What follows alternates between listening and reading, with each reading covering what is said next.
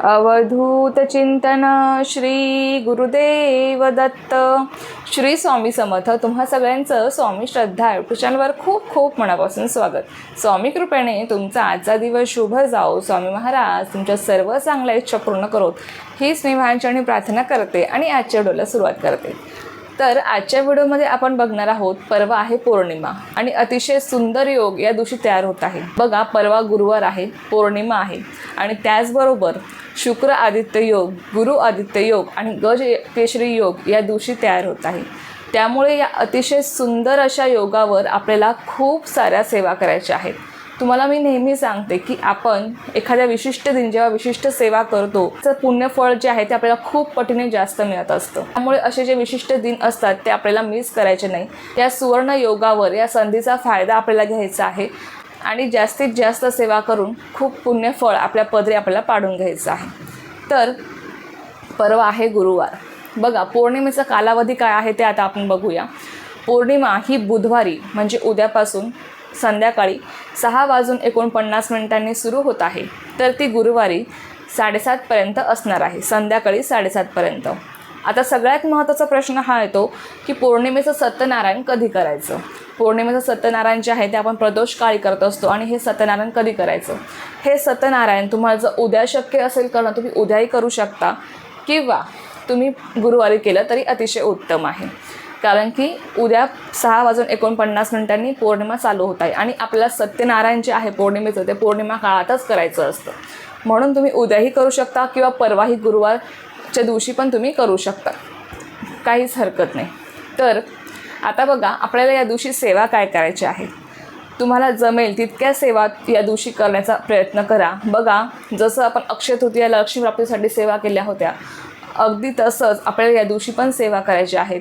तुम्हाला सगळ्यांना माहीत आहे, आपण जेव्हा अशा सुवर्ण संधीवर सुवर्ण योगावर जेव्हा आपण सेवा करतो ना, तेव्हा त्याचं फळ आपल्याला खूप जास्त पटीने मिळत असतं आणि त्या सेवा पण आपल्यासोबत चिरकाळ टिकून असतात. बघा, तर तुम्हाला काय काय सेवा करायच्या आहेत.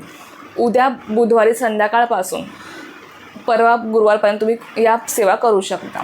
जमल्या तर उद्या करा, नाही तर गुरुवारी सकाळपासून जरी केलं तुम्ही संध्याकाळपर्यंत तरी काहीच हरकत नाही. तर सेवा काय काय करायच्या आहेत ते बघा. तुम्हाला सगळ्यात आधी श्रीसूक्ताचं पठण करायचं आहे, जे लक्ष्मी प्राप्तीसाठी सगळ्यात महत्त्वाचं आहे. सत्यनारायण तर प्रत्येकाला करायचंच आहे, लक्षात घ्या. सत्यनारायण नक्की सगळ्यांनी करा. जे सेवेकरी दर पौर्णिमेला सत्यनारायण करतात ना, त्यांना खूप याची अनुभव आहेत. भगवान विष्णूंची अतिशय उच्च कोटीची सेवा आहे सत्यनारायण. त्यामुळे बघा, तुम्हाला जर शक्य असेल तर सत्यनारायण उद्याच्या दिवशी चुकवू नका. तर तुम्हाला सत्यनारायण पण करायचंच आहे. बघा, सत्यनारायण झाल्यावर तुम्हाला श्रीसूक्ताचं पठण करायचं आहे. आता श्रीसूक्ताचं पठण तुम्ही 16 वेळेस करू शकता आणि 16 वेळेस केलं तर अतिशय उत्तम असणार आहे. नाही 16 वेळेस जमलं तर 11 वेळेस करा, 5 वेळेस करा, 1 वेळेस करा, पण नक्की करा. जेवढ्या जास्तीत जास्त सेवा करणार तेवढा जास्तीत जास्त पुण्यफळ तुम्हाला मिळणार आहे. तर बघा, श्रीसूक्ताचं पठण तुम्ही कमलात्मक मंत्राचा संपुट लावून सुद्धा करू शकता. तुम्हाला मी अनेक वेळा सांगितलं आहे कसं करायचं. पहिली ओवी म्हणायची, कमलात्मक मंत्र म्हणायचा, दुसरी ओवी म्हणायची, कमलात्मक मंत्र म्हणायचा, असं 16 वेळेस तुम्ही श्रीसूक्ताचं पठण करू शकता कमलात्मक मंत्र लावून. किंवा तुम्ही कुंकुमार्चन पण तुम्ही उद्या करू शकता. श्रीसूक्ताचं पठण करून कमलात्मक मंत्राचा संपुट लावून तुम्ही कुंकुमार्चनसुद्धा करू शकता. ज्यांना फक्त पठण करायचं असेल त्यांनी फक्त पठण करा किंवा कुंकुमार्चन तुम्हाला जर करायचं असेल श्रीसूक्ताचं पठण करून तरी तुम्ही करू शकता. कुंकुमार्चन तुम्ही श्रीसूक्ताचं पठण करून करू शकता. श्रीसूक्त पठण करणं शक्य नसेल तर तुम्ही ओम ऐं ह्रीं क्लीं चामुंडाय विचे नमो नमः हा जो 99 मंत्र आहे तो म्हणून तुम्ही कुंकुमार्चन करू शकता. तेही शक्य नसेल तर ओम श्री महालक्ष्मी नमो नमः असं म्हणून पण तुम्ही कुंकुमार्चन करू शकता. जेव्हा आपण नमो नमः म्हणतो ना, शेवटचे 2 शब्द, तेव्हा तुम्हाला कुंकू अर्पण करायचं असतं. कुंकू तुम्हाला तुमच्याकडे जर श्रीयंत्र असेल तुम्ही त्याच्यावर कुंकुमार्चन करू शकता. नसेल, महालक्ष्मीची मूर्ती असेल किंवा तुमच्या कुलदेवीचा टाक असेल तुम्ही त्यावर कुंकुमार्चन करू शकता. किंवा चांदीचा कॉईन तुमच्याकडे असेल तुम्ही चांदीच्या कॉईनवर कुंकुमार्चन करू शकता. तर तुम्ही अशा पद्धतीने कुंकुमार्चन करू शकता. त्यानंतर बघा विष्णू गायत्री मंत्र, ओम नारायणाय विद्महे वासुदेवाय धीमहि तन्नो विष्णू प्रचोदयात, हा तुम्ही 16 वेळेस तुम्हाला पठण करायचं आहे. त्यानंतर लक्ष्मी गायत्री मंत्र, ओम महालक्ष्मीचे विद्महे विष्णू पत्नीचे धीमहि तन्नो लक्ष्मी प्रचोदयात. त्यानंतर कुबेर मंत्र, ओम वैष्णवासह ओम श्रीम ओम ह्रीम श्रीम ह्रीम क्लीम श्रीम क्लीम श्रीम वित्तेश्वराय नमः, हा जो कुबेर मंत्र आहे तो तुम्ही 16 वेळेस पठण करू शकता. त्यानंतर बघा व्यंकटेश स्तोत्र, तुम्हाला सगळ्यांना माहीत आहे भगवान विष्णूंची सेवा आहे. तुम्हाला सगळ्यांना माहीत आहे लक्ष्मीप्राप्तीसाठी जेव्हा आपण लक्ष्मी मातेला सेवा करतो त्याचबरोबर जर आपण भगवान विष्णूंची सुद्धा सेवा केली तर अर्थात लक्ष्मी माता आपल्यावर प्रसन्न होते आणि ती आपल्या घरामध्ये अखंड नांदत असते. कारण ज्या घरात भगवान विष्णूंची सेवा केली जाते त्या घरातून कधीही लक्ष्मी माता जात नाही, ती अखंड वास करत असते. म्हणून व्यंकटेश स्तोत्र सगळ्यांनी उद्या 11 वेळेस किंवा 21 वेळ अवश्य पठण करा. संस्कृतमधून करा, अगदी 15 ओव्यांचं आहे, लक्षात घ्या. तुम्हाला 11 वेळेस पठण करायला 15 ते 20 मिनटं लागतील. 21 वेळेस पठण करायला तुम्हाला अर्धा ते पाऊण तास लागेल. जास्त वेळ तुम्हाला लागणार नाही, पण अवश्य तुम्ही करण्याचा प्रयत्न करा. खूप सुंदर अशी सेवा आहे. व्यंकटेश स्तोत्र तुम्हाला 11 वेळेस किंवा 21 वेळेस तुम्हाला पठण करायचं आहे. नसेल शक्य 5 वेळेस करा, 7 वेळेस करा किंवा किमान एकदा तरी करा. पण बघा मी तुम्हाला नेहमी सांगते जितक्या जास्तीत जास्त सेवा करणार ना तितकं जास्तीत जास्त पुण्यफळ तुम्हाला मिळणार आहे. त्यानंतर आता हे झालं लक्ष्मीप्राप्तीसाठी. आपल्याला पौर्णिमेला आपण कुलदेवीसाठी सुद्धा सेवा करत असतो, तुम्हाला सगळ्यांना माहीत आहे. ज्यांना शक्य आहे दुर्गा सप्तशती पाठ करणं उद्या परवा त्यांनी अवश्य करण्याचा प्रयत्न करा. केंद्रामध्ये सामूहिक पाठ घेतले जातात पौर्णिमेला, मंगळवारी शुक्रवारी दुर्गा सप्तशती.